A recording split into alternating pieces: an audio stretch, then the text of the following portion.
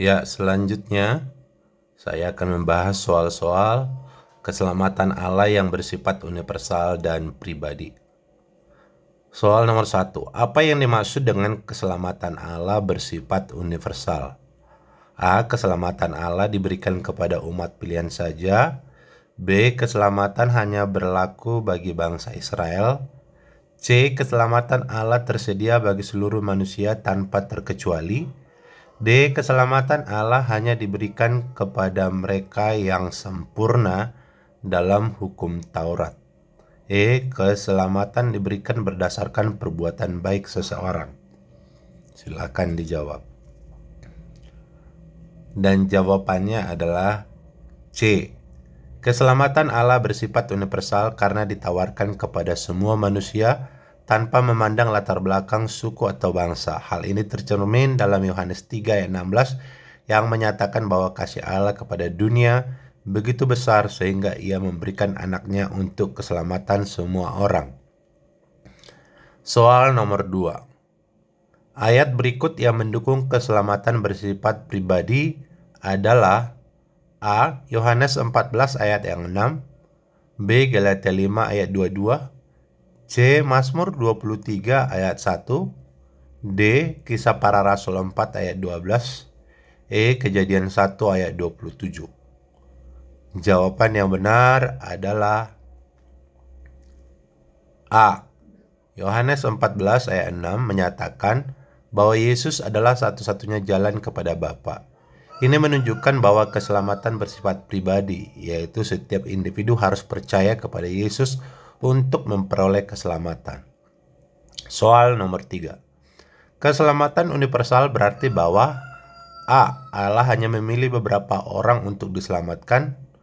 B. Semua manusia secara otomatis diselamatkan tanpa syarat. C. Semua manusia memiliki kesempatan untuk menerima keselamatan. D. Keselamatan tergantung pada tradisi keagamaan seseorang. E. Keselamatan diberikan kepada orang yang hidup sempurna. Dan jawaban yang benar adalah C. Pembahasan keselamatan universal menunjukkan bahwa kesempatan untuk menerima keselamatan diberikan kepada semua orang melalui kasih karunia Allah. Tetapi penerimaan keselamatan itu tetap membutuhkan iman kepada Yesus Kristus. Soal nomor 4. Keselamatan Allah bersifat pribadi karena A. Setiap orang harus membuat keputusan sendiri untuk menerima Yesus Kristus sebagai juru selamat. B. Keselamatan bergantung pada iman orang tua seseorang. C. Gereja yang menentukan siapa yang diselamatkan. D. Keselamatan hanya berlaku untuk kelompok tertentu. E. Perbuatan baik menjadi syarat utama keselamatan. Jawaban yang benar adalah A.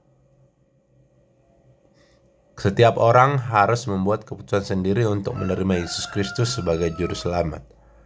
Karena keselamatan bersifat pribadi, setiap individu bertanggung jawab untuk menerima atau menolak keselamatan yang diberikan Allah melalui Yesus. Hal ini ditegaskan dalam Roma 10 ayat yang ke-9.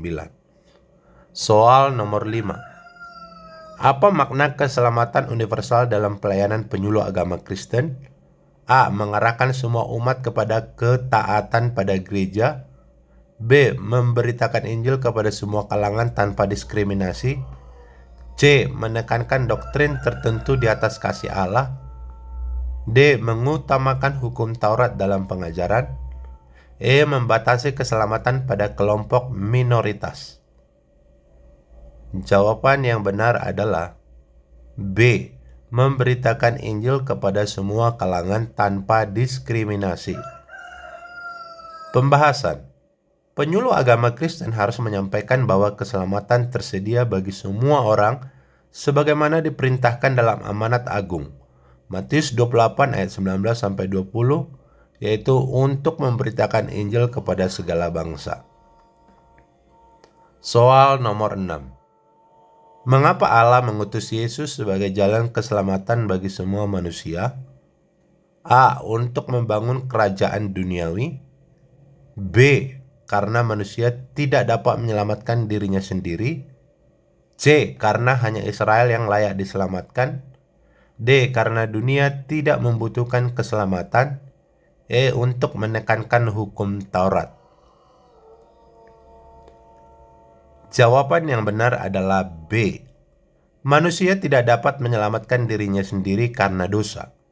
Oleh sebab itu, Yesus datang sebagai juru selamat untuk semua manusia, sebagaimana ditegaskan dalam Roma 3 ayat 23-24. Sehingga jawabannya adalah B, karena manusia tidak dapat menyelamatkan dirinya sendiri.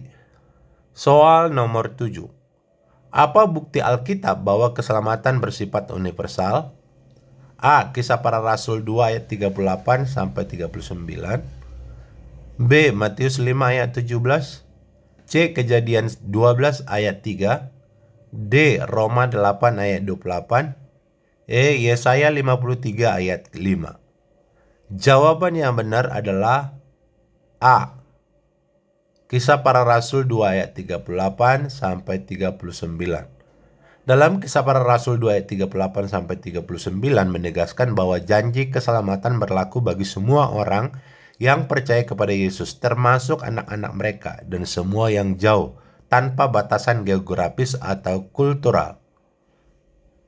Soal nomor 8.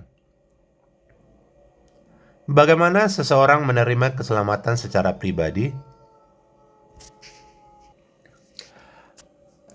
A. Dengan mengikuti tradisi agama tertentu. B. Dengan percaya kepada Yesus Kristus sebagai Tuhan dan Juru Selamat. C. Dengan memberikan persembahan besar kepada gereja. D. Dengan hidup sesuai dengan hukum Taurat. E. Dengan menjalankan semua perintah agama. Jawaban yang benar adalah B. Dengan percaya kepada Yesus Kristus sebagai Tuhan dan Juru Selamat. Pembahasan Efesus 2 ayat 8-9 menegaskan bahwa keselamatan adalah anugerah Allah yang diterima melalui iman, bukan hasil usaha manusia. Soal nomor 9. Keselamatan universal tidak berarti bahwa A. Semua orang pasti masuk surga. B. Allah memberikan kesempatan kepada semua manusia untuk diselamatkan. C. Yesus Kristus mati untuk dosa seluruh dunia. D. Setiap manusia bertanggung jawab untuk menanggapi kasih karunia Allah. E. Injil harus diberitakan kepada segala bangsa. Jawaban yang benar adalah A. Semua orang pasti masuk surga. Pembahasan keselamatan universal memberikan kesempatan kepada semua orang, tetapi tidak semua orang secara otomatis masuk surga karena keselamatan membutuhkan tanggapan iman. Soal nomor 10. Keselamatan pribadi ditunjukkan melalui A. Tindakan kasih kepada sesama. B. Penyerahan diri sepenuhnya kepada Kristus. C. Menjadi anggota gereja tertentu. D. Memenuhi semua hukum agama. E. Berperilaku sempurna di hadapan manusia. Jawaban yang tepat adalah B. Penyerahan diri sepenuhnya kepada Kristus. Pembahasan keselamatan pribadi ditunjukkan melalui iman kepada Kristus dan hidup yang diubah oleh kasih karunia-Nya. 2 Korintus 5 ayat 17. Demikian soal-soal keselamatan bersifat universal dan pribadi. Semoga video ini bermanfaat, dan jika bermanfaat jangan lupa like, komen, dan subscribe-nya. Tuhan memberkati. Shalom.